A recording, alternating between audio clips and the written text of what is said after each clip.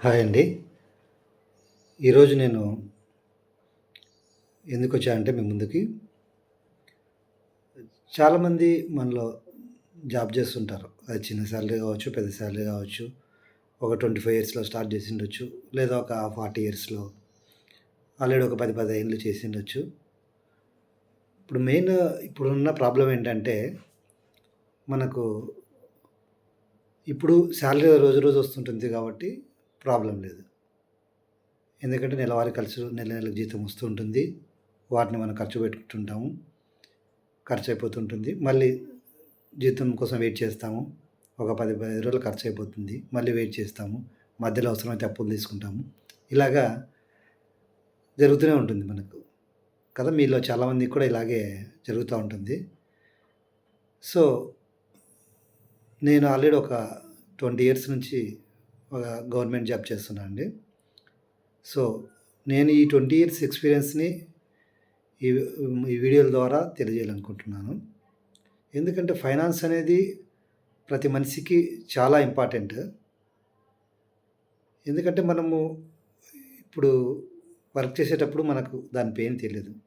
Especially ఇప్పుడు పాతకాలంలో ఏదో 2000 ఇయర్ వరకైతే ఓల్డ్ పెన్షన్ సిస్టమ్ అనేది ఉంది ఎంప్లాయీస్‌కి. అప్పుడు ఇబ్బంది లేదు. ఎందుకంటే రిటైర్డ్ అయ్యేటప్పుడు లాస్ట్ మంత్ సాలరీలో 50% పెన్షన్ కింద వస్తుంది కాబట్టి వాళ్ళకి ఎటువంటి ప్రాబ్లమ్ లేదు. మళ్ళీ జీతం పెన్షన్ పెరుగుతూనే ఉంటుంది.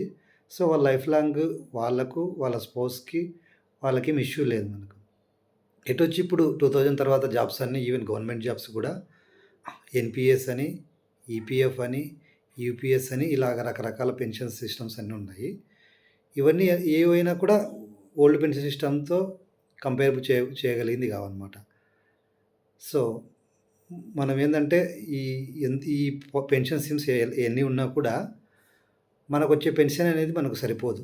ఎందుకంటే ఇన్‌ఫ్లేషన్ అనే ఫ్యాక్టర్‌ని మనం కన్సిడర్ చేసుకుంటే, ఫర్ ఎగ్జాంపుల్ ఇప్పుడు ఒక వ్యక్తి ఈపీఎఫ్‌లో ఉన్నాడు. తను ఒక 30, 35 ఏళ్ళు రిటైర్ అయిన తర్వాత ఒక రూ. 1,00,00,000 వచ్చింది. ఆ వచ్చిన దాన్ని అతను దాన్ని కరెక్ట్‌గా ఇన్వెస్ట్ చేసుకొని మంచి ఇన్‌స్ట్రుమెంట్‌లో పెట్టి నెలకింత తీసుకుంటే ప్రాబ్లమ్ లేదు. జీవితాంతం గడుస్తుంది. కానీ ఏం చేస్తా అంటే ఒక ఇల్లు కట్టుకోవడము, లేకపోతే పిల్లలకి ఇచ్చేయడము, అలాగే ఏదో ఒకటి చేసేయడం వల్ల ఆ అమౌంట్ వచ్చిన అమౌంట్ కూడా ఒక 5, 6 నెలల సంవత్సరం లోపల అయిపోతుంది. మళ్ళీ తర్వాత పిల్లల మీద ఆధారపడాల్సొస్తుంది. సో, మనిషికి ఫైనాన్షియల్ ప్లానింగ్ అనేది చాలా ఇంపార్టెంట్. ఆ ఫైనాన్షియల్ ప్లానింగ్‌లో రిటైర్మెంట్ ప్లాన్ అనేది చాలా ఇంపార్టెంట్. సో, మనం ఏందంటే రాబోయే వీడియోస్‌లో కూడా ఫైనాన్షియల్ ప్లానింగ్ అంటే ఏంది? ఫైనాన్స్ ప్లానింగ్ ఒక మనిషికి, ఒక ఉద్యోగస్తుడు కావచ్చు, ఒక చిన్న బిజినెస్ పీపుల్ కావచ్చు, ఎలా ఇంపార్టెంట్ అనేది నేను చెప్తానండి. సో, ఈరోజొచ్చేసి నేను మెయిన్ టాపిక్స్ ఏంటి? అంటే మనం ఫర్దర్‌గా వచ్చే వీడియోస్‌లో డిస్కస్ చేసుకోబోయే టాపిక్స్ ఏవేవి ఉంటాయి అనేసి నేను బ్రీఫ్‌గా చెప్తానండి. ఫస్ట్ వచ్చేసి ఫైనాన్షియల్ ప్లానింగ్ చేసుకోవాలంటే మనకు ఖచ్చితంగా ఇన్సూరెన్స్ అనేది ఉండాలండి ప్రతి ఒక్కరికి ఇప్పుడు. ఇన్సూరెన్స్ అంటే మీకు తెలుసు కదా! దీంట్లో మళ్ళీ 2 రకాలుంటాయి. లైఫ్ ఇన్సూరెన్స్ అనేసి, హెల్త్ ఇన్సూరెన్స్ అని 2 రకాలుగుంటాయి. సో, ఈ 2 ఇంపార్టెంట్ మనకు.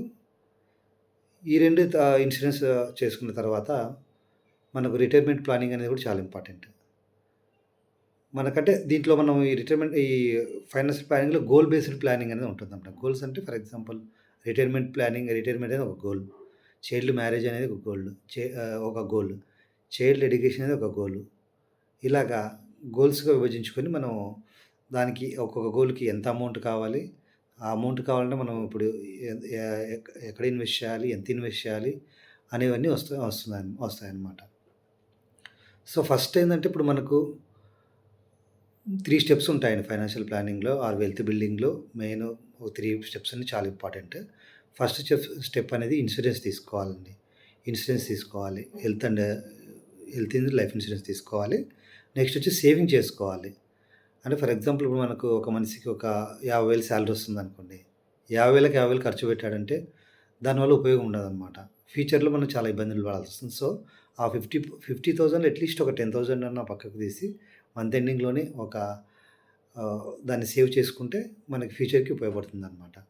సో, సేవ్ చేసుకున్న తర్వాత దాన్ని ఓన్లీ సేవింగ్‌లో పెట్టుకోవడం వల్ల ఉపయోగం ఉండదు. ఎందుకంటే ఫర్ ఎగ్జాంపుల్ మనం ఇప్పుడు ఒక సేవింగ్ అకౌంట్‌లో పెట్టామనుకోండి. ఆ సేవ్ చేసిన 10,000 మాక్సిమం ఎంతొస్తుందో ఒక 3%, 4% వస్తుంది మాక్సిమం ఇంట్రెస్ట్.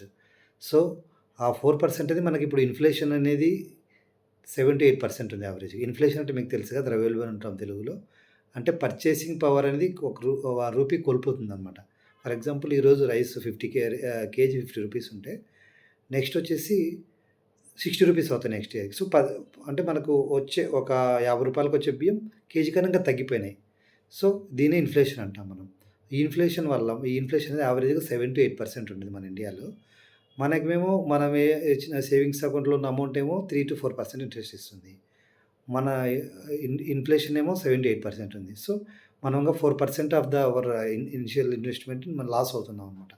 సో, మన ఇన్వెస్ట్‌మెంట్ అనేది మనం సేవ్ చేసిన అమౌంట్ సేవింగ్స్‌లో అలాగే పెట్టుకోకుండా ఈవెన్ మనం ఎఫ్‌డీకెళ్ళినా కూడా అక్కడ 6-7% కన్నా ఎక్కువ రాదు. సో, ఈ ఎఫ్‌డీ కూడా ఇన్‌ఫ్లేషన్ బీట్ చేయలేదు. ఇన్‌ఫ్లేషన్ బీట్ చేయగల ఆహ్, వెహికల్స్ ఏంటంటే ఓన్లీ ఈక్విటీ అనమాట. ఈక్విటీ అంటే షేర్ మార్కెట్ కావచ్చు, మ్యూచువల్ ఫండ్ కావచ్చు.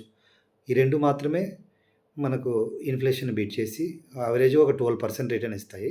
సో, మనకు ఇన్‌ఫ్లేషన్ ఏమో 7-8% మనకు 12-30% యావరేజ్‌గా వస్తుందనుకుంటే, మనం 4-5% అనేది మనకు మిగులుతుందనమాట ఇయర్లీ. సో, అలాగా అక్యుములేట్ అయిపోయి మనం పెద్ద అమౌంట్ బిల్డ్ చేయడానికి మనకు యూజ్ అవుతుంది. అలాగా మనం ఫస్ట్ చేయాల్సిన స్టెప్ అనేది ఇన్సూరెన్స్. తర్వాత సేవింగ్స్. సేవింగ్స్ చేసిన అమౌంట్ సేవింగ్స్ లాగా పెట్టుకోకుండా ఇన్వెస్ట్‌మెంట్ చేసుకోవాలి. బెటర్ వెహికల్‌లో. బెటర్ వెహికల్ ఫర్ ఎగ్జాంపుల్ ఇందాక అనుకున్నా కదా! ఈక్విటీ అంటే షేర్స్ అండ్ మ్యూచువల్ ఫండ్స్ అనుకున్నాం. షేర్‌లో ఉన్న రిస్క్ ఏంటంటే మనకు రిటైల్ ఇన్వెస్టర్స్‌కి మనకు టైం ఉండాలి. అంటే షేర్ కొనుక్కోవడం, అది మళ్ళీ ఎప్పుడు పెరుగుతుంది, ఎప్పుడు తగ్గుతుంది అనేది చాలా రిస్క్ ఉంటుంది.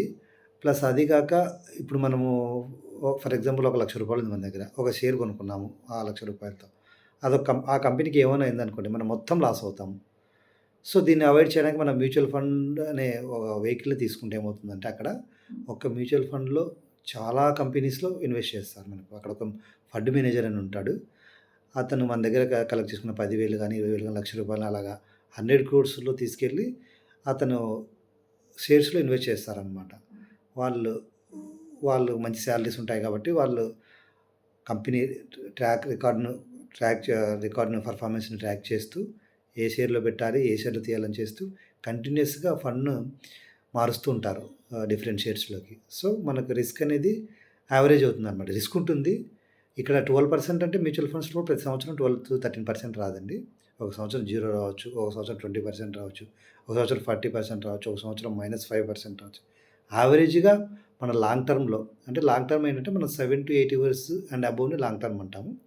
ఆ లాంగ్ టర్మ్‌లో తీసుకున్నప్పుడు మాత్రమే మనము దీన్ని ఆహ్, మ్యూచువల్ ఫండ్స్ అండ్ ఈక్విటీ అనేది వర్కౌట్ అవుతాయన్నమాట మనకు. యావరేజ్‌గా 12% ఇస్తదని అనుకుంటాం.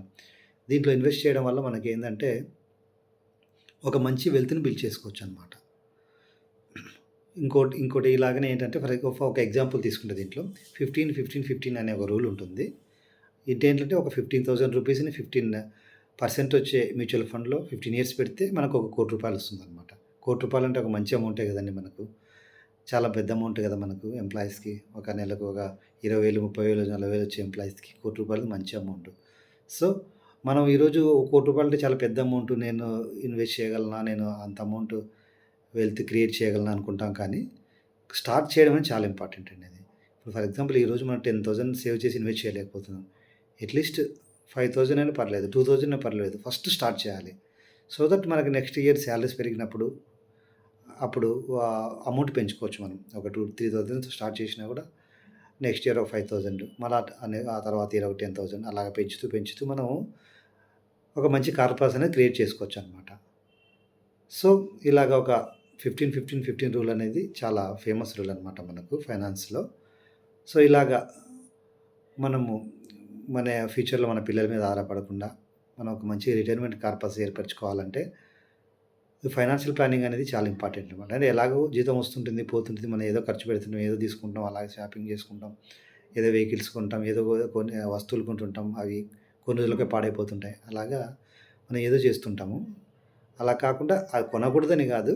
ఏది కొనాలి, ఏది ఏది కొనకూడదనేది మనము జస్టిఫై చేసుకొని మిగిలిన అమౌంట్ ఇలా ఇన్వెస్ట్ చేసుకుంటే మన ఫ్యూచర్ బాగుంటుందనేసి నా అభిప్రాయం అండి. నేను వచ్చే నెక్స్ట్ కమింగ్ వీడియోస్‌లో ఇంకా చాలా కాన్సెప్ట్స్ ఉన్నాయి. మీకు అవన్నీ అందించడానికి ప్రయత్నిస్తాను అండి. Thank you very much.